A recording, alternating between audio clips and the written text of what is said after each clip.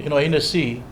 And one of the reasons was that... Flanked by the members for Kikori and Kerema Open Electorates, Gulf Governor Havila Kabov presented the province's position paper to InterOil's Manager for Government and External Relations, Mr. Ezekiel Taureka.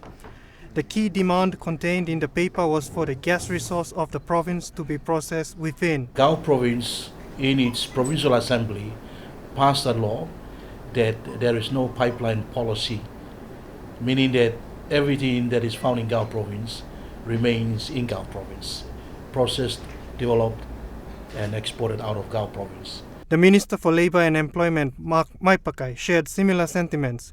He stated that the Gulf leadership wanted the Gulf LNG project to allow third-party access to the pipeline, an opportunity he says PNG lost during the current PNG LNG deal. Because today you can't go and see Peter Graham and say, Peter Graham, I want to put the downstream. He'll never allow you that. Because that is not in the agreement. We gave away, the state gave away that in the last hour. And it is not going to happen, this deal.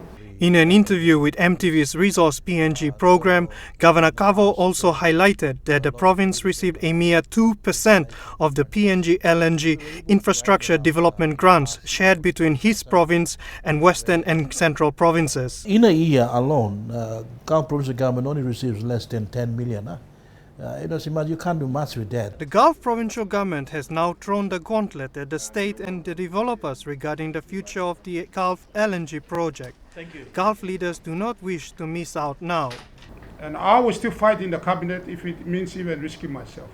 Meanwhile, talks between Exxon, Mobil and InterOil over the possibility of the Antelope gas field providing 4 to 5 trillion cubic feet of gas to support the third and possibly fourth trains of the PNG LNG project are expected to conclude by the year's end.